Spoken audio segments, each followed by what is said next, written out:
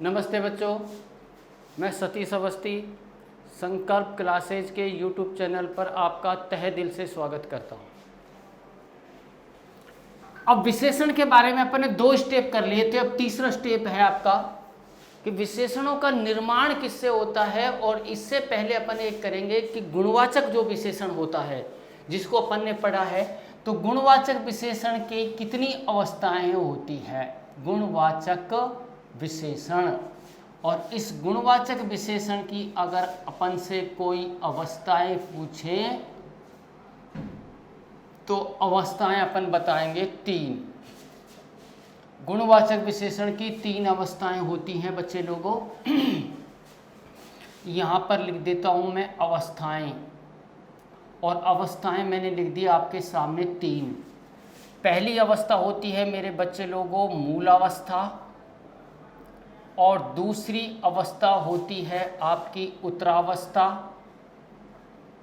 और तीसरी अवस्था होती है आपकी उत्तमावस्था। ठीक है। अगर कोई आपसे ये पूछे कि भैया गुणवाचक विशेषण तुम पढ़ के आए हो, ये बताओ गुणवाचक विशेषण की अवस्थाएं कितनी होती हैं, तो 3 होती हैं। इंग्लिश में इसको मेरे भाइयों पॉजिटिव डिग्री कहते हैं, इंग्लिश में इसको मेरे भाइयों कंपैरेटिव डिग्री कहते हैं, और इंग्लिश में इसको भाइयों सुपरलेटिव डिग्री कहते हैं। विशेषण की मूल अवस्था, विशेषण की उत्तरावस्था और विशेषण की उत्तमावस्था। अब देखना कैसे। पहले मैं 50% आपको एक ही उदाहरण से समझाने की कोशिश करूंगा। एक उदाहरण लिखूंगा, उसको 50% आपकी चीज़ समझ में आ जाएगी। बच्चे लोगों मैंने लिखा है उच्च, बच्चे लोगों मैंने लिखा है उच्चतर, भैया मैंने लिखा है उच्चतम। ये उदाहरण मैंने आपको लिख दिया। एक लिखा था मैंने निम्न, मैंने लिखा था निम्नतर, और मैंने लिखा था निम्नतम। ठीक है। मैंने लिखा था शीघ्र, मैंने लिखा था शीघ्रतर, और मैंने लिखा था शीघ्रतम। ये मैंने सामान्य चीजें आपको लिख दी थी। अब आपका दिमाग चलेगा कि ये पद हैं जो विशेषण पद हैं मेरी भाइयों। अगर किसी वाक्य में कोई विशेषण पद आ जाता है और विशेषण पद अपने मूल रूप में आ रहा है, मूल रूप का मतलब क्या है, उसमें कुछ भी लगा हुआ नहीं है। अगर विशेषण मूल रूप में आता है तो वो विशेषण की मूल अवस्था कहलाती है। अगर विशेषण पद में तर प्रत्यय लगा हुआ है तो विशेषण की उत्तरावस्था कहलाती है। अगर विशेषण पद में तम प्रत्यय लगा हुआ है तो वो विशेषण की उत्तमा अवस्था कहलाती है। मूल अवस्था में विशेषण मूल रूप में आते हैं, उत्तरावस्था में विशेषण के साथ तर लगा होता है, और उत्तमा अवस्था में विशेषण के साथ तम लगा होता है। पहली बात तो आपकी ये। अब एक शब्द लिखा मैंने, और शब्द ये लिखा सुंदर, शब्द लिखा मैंने सुंदर तर, और शब्द लिखा मैंने सुंदरतम। तो हम कह देंगे विशेषण की मूल अवस्था है, विशेषण की उत्तरावस्था है, और विशेषण की उत्तमा अवस्था है। बात खत्म। 50% काम तो आपका इससे हो जाएगा, परंतु अपन को चाहिए 50 से ज़्यादा। तो एक बात तो यह है कि अगर विशेषण पद के साथ कुछ भी लगा हुआ नहीं है तो वो विशेषण की क्या कहलाएगी, मूल अवस्था। अगर तर लगा हुआ है तो उत्तरावस्था, और तम लगा हुआ है तो उत्तमावस्था। पहली पहचान तो ये। दूसरी पहचान ये बता रहा हूँ मेरे भाइयों मूल अवस्था की। विशेषण की इस अवस्था में किसी एक व्यक्ति, एक वस्तु, एक पदार्थ, एक स्थान की सामान्य विशेषता बताई जाती है। फिर मेरी बात को सुन लो। विशेषण की मूल अवस्था में एक व्यक्ति की, एक वस्तु की, एक पदार्थ की, एक स्थान की सामान्य विशेषता बताई जाती है। इसमें 2 पहचानें हो गई आपकी कि विशेषण का मूल रूप प्रयुक्त होता है और एक के बारे में विशेषता बताई जाती है। इसकी पहली पहचान क्या है कि तर प्रत्यय लगा होता है। इसकी दूसरी पहचान क्या है, विशेषण की उस उत्तरावस्था में दो के मध्य तुलना की जाती है। दो व्यक्ति, दो वस्तु, दो पदार्थ, जिसमें एक को दूसरे से उच्च बताया जाता है या एक को दूसरे से निम्न बताया जाता है। अगर एक के बारे में बात हो तो विशेषण की मूल अवस्था होगी। अगर दो के बारे में बात हो रही है, दो में तुलना हो रही है, तो विशेषण की उत्तरावस्था होगी। इसकी दो पहचान हो गई। और तीसरी इसकी पहचान है मेरे बच्चे लोगों, अगर कोई वाक्य तुम्हारे सामने आ रहा है और उस वाक्य में से लगा हुआ है, क्या लगा हुआ है, से। अगर उस वाक्य में की तुलना में लिखा हुआ है, की तुलना में, अगर इस वाक्य में के अलावा आ जाए, अलावा, या किसी वाक्य में के मुकाबले आ जाए, तो वहाँ भी विशेषण की उत्तरावस्था होती है। विशेषण की उत्तरावस्था की मैंने कितनी पहचानें बताई हैं, 3। पहली पहचान ये बताइए कि तर प्रत्यय का प्रयोग होता है। दूसरी पहचान ये बताई कि दो के मध्य आपस में तुलना होती है। और तीसरी पहचान मैंने बताई कि अगर वाक्य में से आ जाए, अगर वाक्य में की तुलना में आ जाए, अगर वाक्य के अलावा आ जाए, अगर वाक्य के मुकाबले आ जाए, तो वहाँ भी विशेषण की उत्तरावस्था होती है। मूल अवस्था की पहचान बताई 2, उत्तरावस्था की पहचान बताई 3। अब चलते हैं अपन उत्तमावस्था पर। इसकी पहली पहचान तो ये है, अगर किसी वाक्य में विशेषण पद के साथ तम प्रत्यय का प्रयोग हो जाता है तो वहाँ विशेषण की उत्तमावस्था होती है। और इसकी दूसरी पहचान यह है, अगर कोई वाक्य तुम्हारे सामने आ रहा है और उस वाक्य में विशेषण पद से पहले सर्व लिखा हुआ है, बात को सुनिए, कोई विशेषण पद दे रखा है और उस विशेषण पद से पहले सर्व लिखा हुआ है, या उस विशेषण पद से पहले सबसे लिखा हुआ है, या उस विशेषण पद से पहले सब में लिखा हुआ है, तो भी विशेषण की उत्तमावस्था होती है। इसकी पहचान कितनी है, 2। पहली पहचान यह है कि विशेषण पद के साथ तम का प्रयोग होता है, तम प्रत्यय का प्रयोग होता है। और दूसरी पहचान यह है कि अगर किसी वाक्य में विशेषण पद से पहले सर्व लिखा हुआ है, या सबसे लिखा हुआ है, या सब में लिखा हुआ है, वहाँ भी विशेषण की उत्तमावस्था होती है। परंतु नोट, ध्यान रहे, अगर किसी वाक्य में विशेषण पद से पहले सर्व लिखा हुआ है, अगर विशेषण पद से पहले सबसे लिखा हुआ है, अगर विशेषण पद से पहले सब में लिखा हुआ है, तो उस वाक्य में विशेषण पद के साथ तम प्रत्यय का प्रयोग नहीं होता है। अगर हम तम प्रत्यय का प्रयोग भी कर देते हैं और सर्व और सबसे सब में भी लिखा हुआ है, तो ऐसा वाक्य व्याकरण की दृष्टि से अशुद्ध होता है। तो ध्यान रहिए, सर्व लिखा आ जाए, सबसे लिखा आ जाए, या सब में लिखा आ जाए और बाद में तम भी लग रहा है, तो वाक्य अशुद्ध है। इन दोनों में से एक पहचान होनी चाहिए। ठीक है, ये डायग्राम मैंने बना दिया। विशेषण का मूल रूप आए तो मूल अवस्था, विशेषण के साथ तर आए तो उत्तरावस्था, विशेषण के साथ तम आए तो उत्तमावस्था, एक के बारे में बात हो रही है तो मूल अवस्था, दो के बारे में तुलना हो रही है तो उत्तरावस्था, ये पद आ जाएं तो उत्तरावस्था, अगर सब विशेषण शब्द से पहले सर्व आ जाए, या सबसे आ जाए, या सब में आ जाए, तो विशेषण की उत्तमावस्था। परंतु ध्यान रहे, ये और ये कभी भी साथ साथ नहीं होते। आप इनको उतारिए और मैं अब उदाहरण लिखना शुरू करता हूं जिनको आप करेंगे।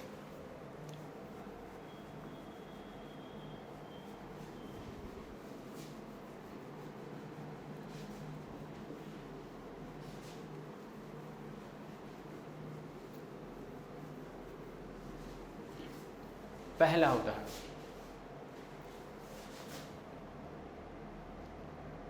हर्षित अच्छा लड़का है। एक वाक्य। दूसरा, आज का मौसम बद से बदतर होता जा रहा है।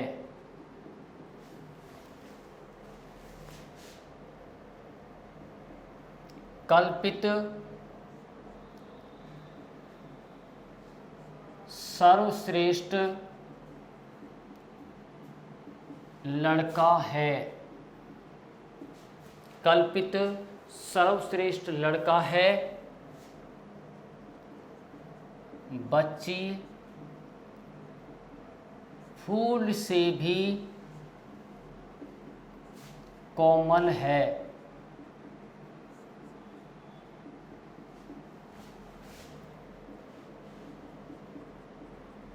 आपके अलावा वहाँ कोई उपस्थित नहीं था। आपके अलावा वहाँ कोई उपस्थित नहीं था। इससे आगे, मोहन अपनी कक्षा में सबसे होशियार छात्र है। अगला, आगरा एक अच्छा शहर है। इससे अगला, आंसू अंशु से अच्छी लड़की है। थोड़ा सा विचार करेंगे 5 सेकंड में, उसके बाद अपन आगे और लिखेंगे।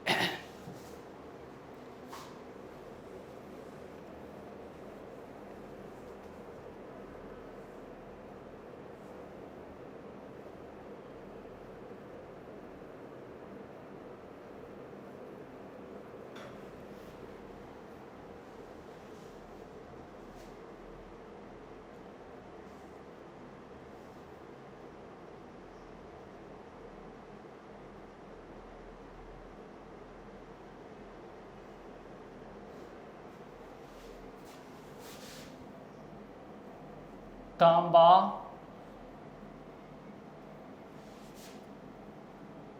सब धातुओं से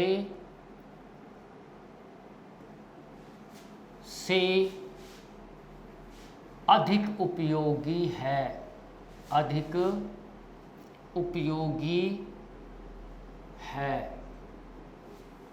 इससे अगला, लंबाई में लड़का अपने पिता से भी लंबा है।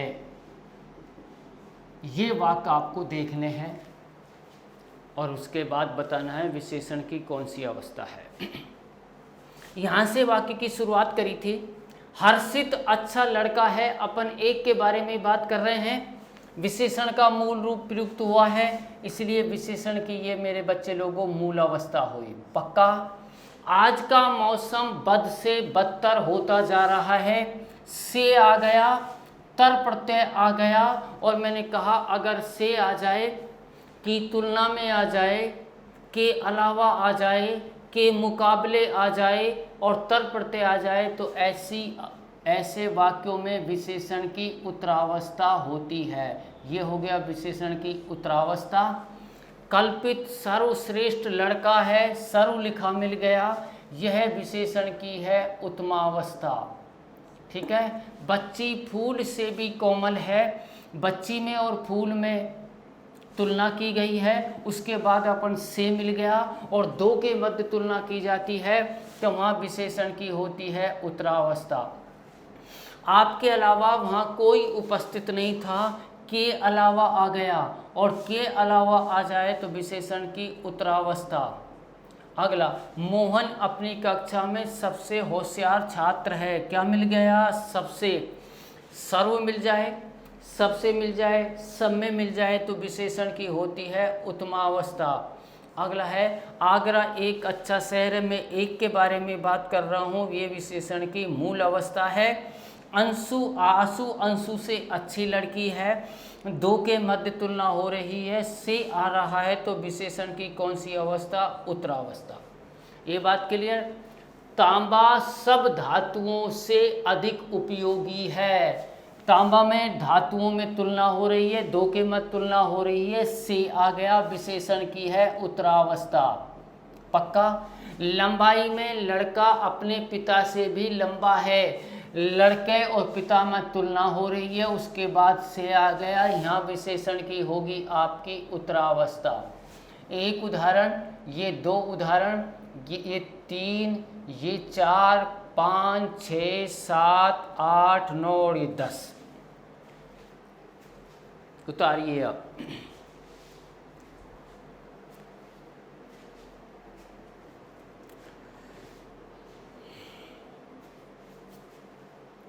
ठीक है भैया, अब चलते हैं आगे और थोड़ा सा टॉपिक और बचा है कि विशेषणों का निर्माण कितनी प्रकार से होता है। तो पहले पिछली कक्षा में मैं थोड़ा सा जिक्र करके गया था, अब मैं उसको पूर्ण रूप से बताऊंगा कैसे होता है कैसे नहीं होता।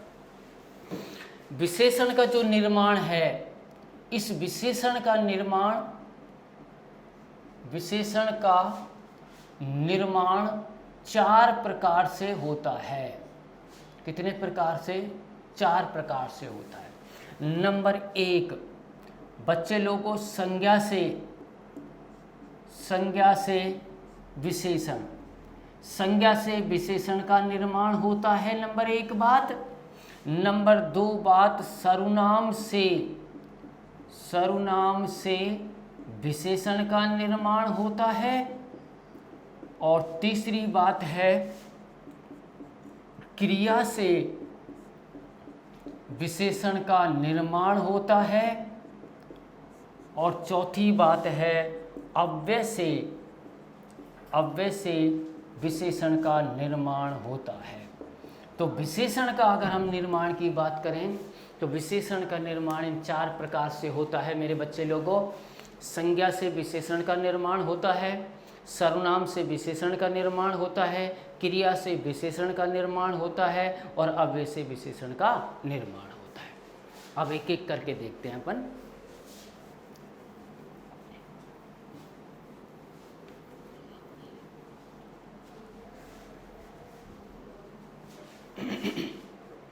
तो पहली बात करते हैं संज्ञा से विशेषण का निर्माण। संज्ञा से विशेषण का निर्माण या बनना, संज्ञा से विशेषण बनना, पहला पॉइंट आपके सामने ये आ गया। अब कैसे बनता है सुन लेते हैं। मैंने लिखा मेरे बच्चे लोगों सौंदर्य, मैंने लिखा माधुर्य, मैंने कहा औचित्य, मैंने कहा भलाई, मैंने कहा चतुराई, मैंने कहा मिठास, मैंने कहा ग्राम, मैंने कहा गांव, मैंने कहा संस्कृत,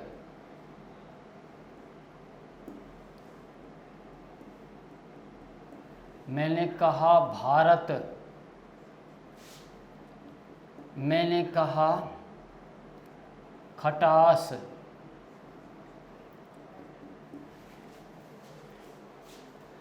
मैंने कहा आपका लालिमा, सॉरी, हाँ लालिमा सही है, लालिमा। मैंने कहा औदार्य, मैंने कहा पुराण, मैंने कहा इतिहास। विचार करें थोड़ा सा। सौंदर्य भाववाचक संज्ञा है, माधुर्य भाववाचक संज्ञा है, औचित्य भाववाचक संज्ञा है। क्यों है भाववाचक संज्ञा? कि इन तीनों में कौन सा प्रत्यय लगा हुआ है? यह प्रत्यय लगा हुआ है, और जिनमें यह प्रत्यय लगा हुआ होता है वो भाववाचक संज्ञा के होते हैं। नंबर 2, इन दोनों में आई प्रत्यय लगा हुआ है इसलिए भाववाचक संज्ञा है। इसमें आस प्रत्यय लगा हुआ है इसलिए ये भाववाचक संज्ञा है। ये संज्ञाएं हैं सारे पद। ग्राम बोले तो जातिवाचक संज्ञा, गांव बोले तो जातिवाचक संज्ञा, संस्कृत बोले तो व्यक्तिवाचक संज्ञा, भारत बोले तो व्यक्तिवाचक संज्ञा, खटास बोले तो भाववाचक संज्ञा क्योंकि आस प्रत्यय लगा हुआ है।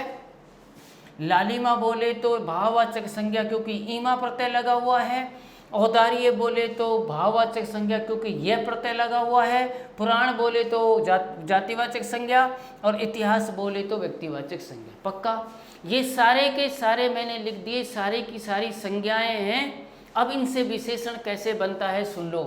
सौंदर्य का विशेषण रूप होगा सुंदर, और माधुर्य का होगा मधुर, और औचित्य का होगा उचित, और भलाई का होगा भला, और चतुराई का होगा चतुर, और मिठास का होगा मीठा, और ग्राम का होगा ग्रामीण, और गांव का होगा गंवार, और संस्कृत का होगा सांस्कृतिक, ठीक है, और भारत का होगा भारतीय, और खटास का होगा खट्टा, और लालिमा का होगा लाल, और औदार्य का होगा उदार, और पुराण का होगा पौराणिक, और आपका इतिहास का होगा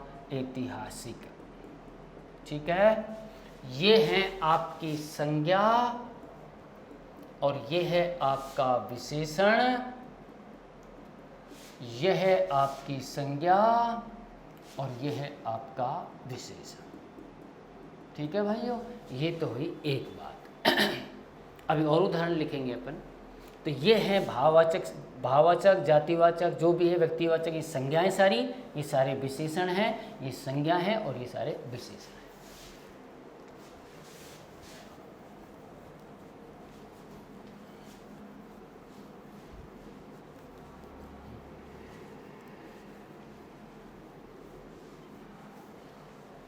आगे है आपका, मैंने कहा दया, मैंने कहा कृपा, मैंने कहा ईर्ष्या, मैंने कहा चाचा, मैंने कहा मौसा।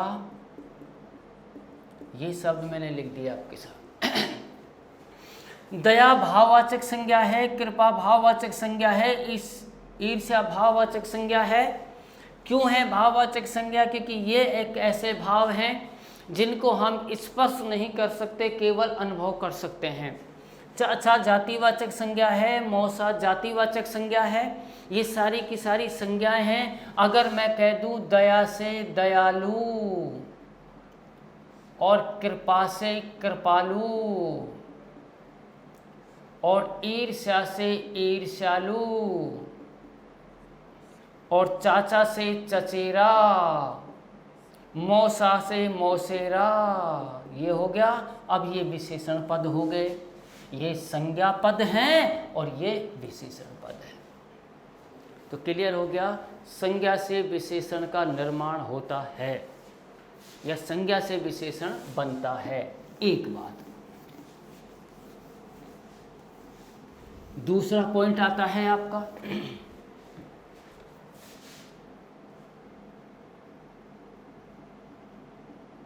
सर्वनाम से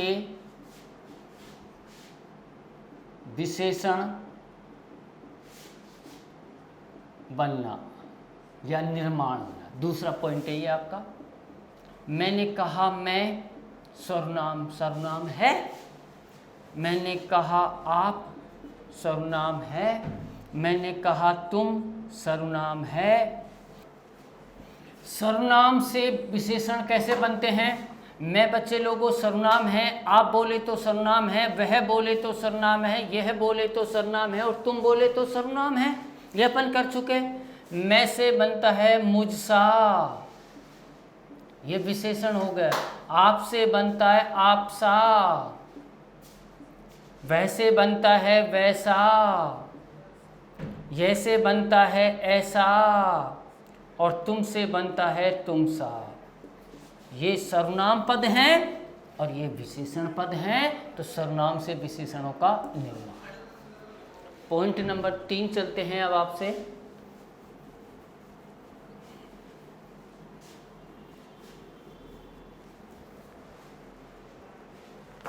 क्रिया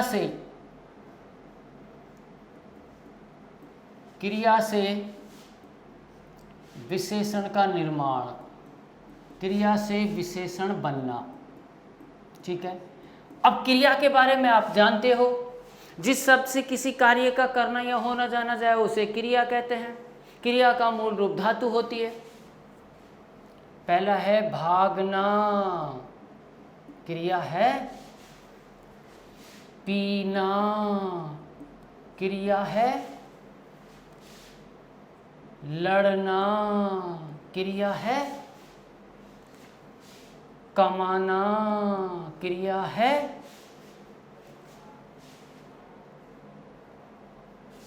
तो भागने से बनेगा भगोड़ा, पीने से बनेगा पियक्कड़,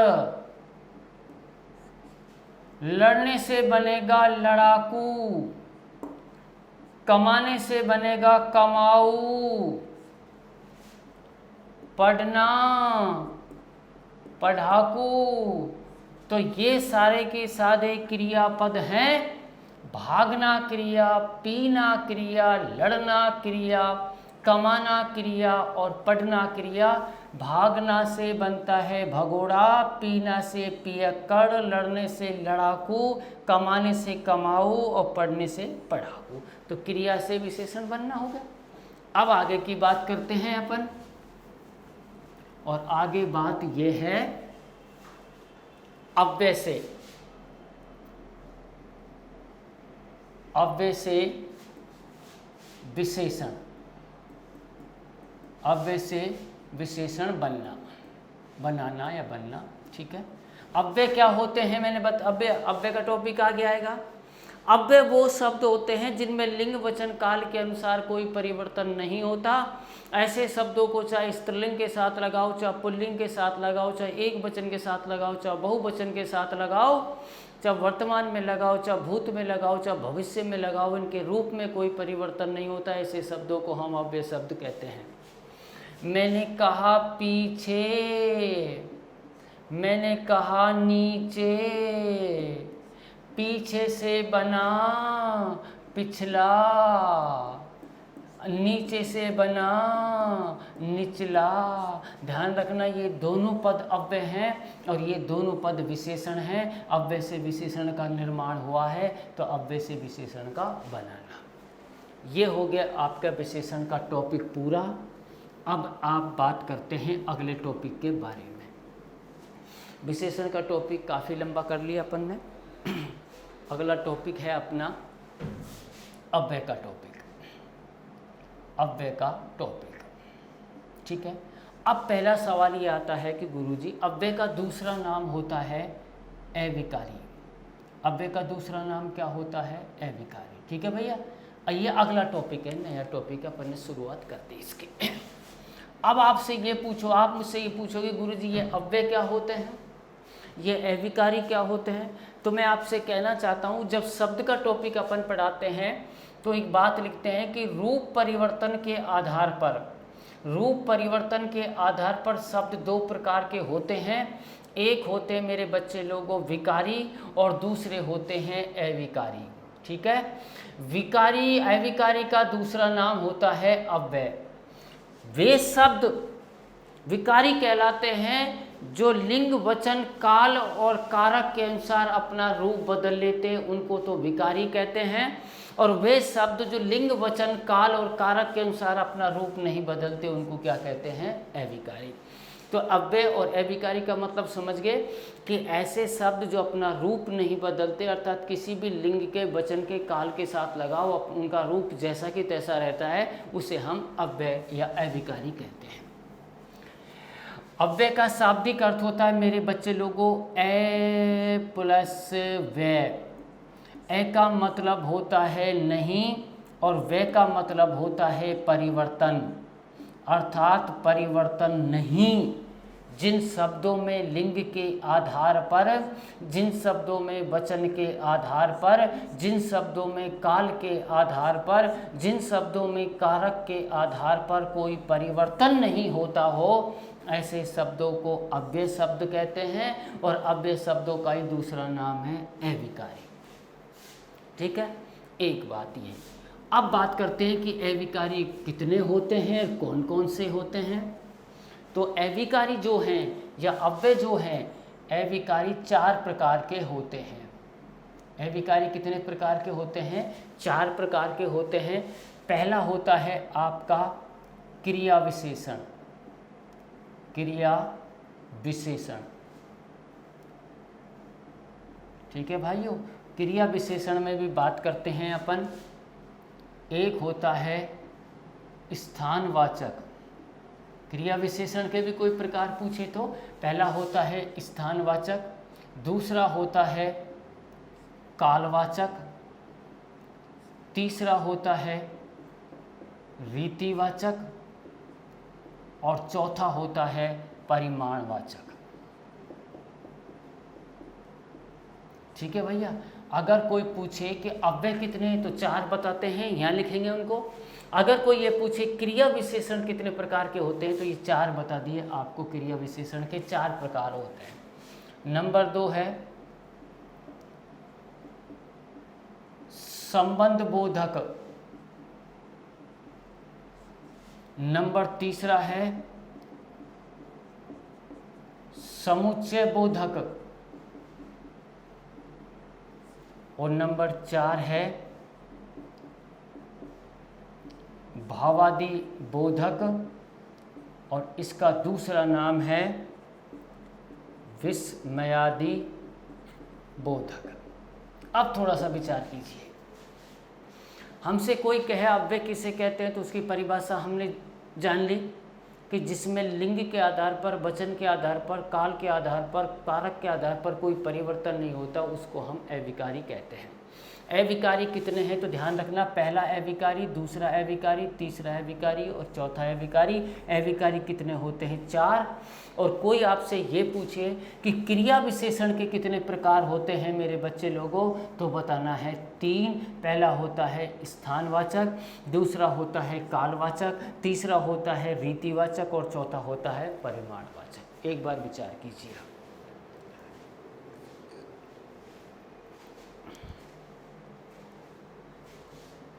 अब मैं एक बात बताना चाहता हूँ आपको। अब शुरुआत अपन यहीं से करेंगे भैया, है ना, फिर एक एक भाग इनके करेंगे, कई भाग होते हैं। अब मैं आप विशेषण जब मैंने पढ़ाए थे तब मैंने एक बात बताई थी और वो बात को पुनः दोहरान करता हूँ कि जो शब्द संज्ञा की विशेषता बताते हैं या सर्वनाम की विशेषता बताते हैं उनको अपन विशेषण कहते हैं, और जो क्रिया की विशेषता बताते हैं उनको अपन क्रिया विशेषण कहते हैं। यही तो बताया था अपन। तो क्रिया विशेषण का टॉपिक अपन शुरू कर रहे हैं, तो इसकी परिभाषा में क्या लेंगे? जो शब्द क्रिया की जो अव्यय क्रिया की विशेषता बताते हैं उनको हम क्रिया विशेषण अव्यय कहते हैं। क्रिया की विशेषता कैसे बताते हैं? मैं धीरे चलता हूँ, मोहन तेज बोलता है। बोलो बच्चे लोगों, हो गया? चलना बोले तो क्रिया, बोलता बोले तो क्रिया, अब मैं बोले तो कर्ता, मोहन बोले तो कर्ता, धीरे बोले तो चलने से संबंधित है।